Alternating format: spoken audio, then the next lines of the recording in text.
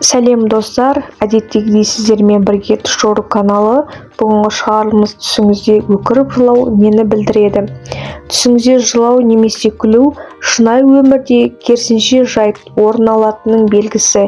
Кейде түсіңізде қатты жылағаныңыз соншалықты оянғанда жастығыңызды дымқыл тартып су болғанын байқайсыз.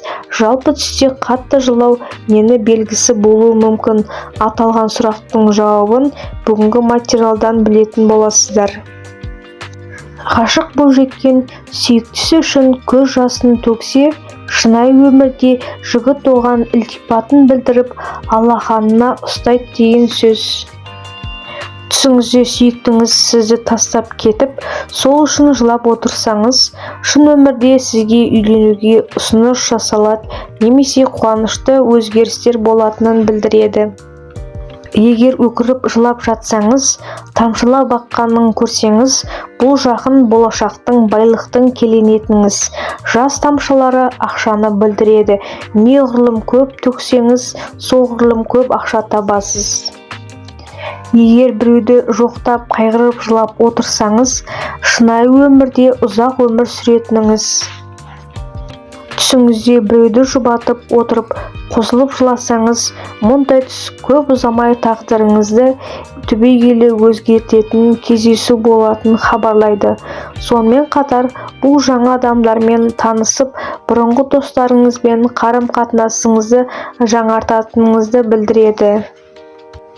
Ал қандай бір жануарды немесе хал үстінде адамды аяп көз жасыңызды ерік берсеңіз, онда өміріңізде оң өзгерістер болады деген сөз. Алайда қатты күлгеннен көз жасыңыз ағып жатса, бұл шынайы өмірде үлкен соққы қалатыныңыз жайлы ескертеді. Мұндай келеңсіздіктің себепкері жақын адамыңыз болуы мүмкін. Түсіңізде ренжіп жылау өміріңізде жеңілдейсіз деген мағынаны білдіреді. Егер түсіңізде ата-анаңыз жылап жүрсе, онда сіздің өміріңізде сәттілік жоқ, әрі оған өзіңіз кінәлісіз деген мағынаны білдіреді. Егер түсіңізде анаңыз жылап жүрсе, онда жеке өмірінде қиындықтар орын алады, денсаулығы кінәрат бар деген сөз. Жас бойжеткен түсінде жыласа, онда оның өңінде қуанышты жаңалық немесе жақсылық күтіп тұр деген сөз.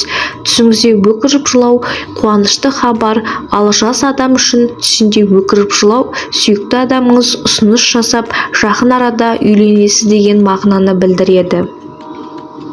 Ал түсіңізде жылап жүрген адамды көру, жақын адамыңыз қатты сөз айтып, немесе іс-әрекетіңізбен ренжітесіз деген сөз.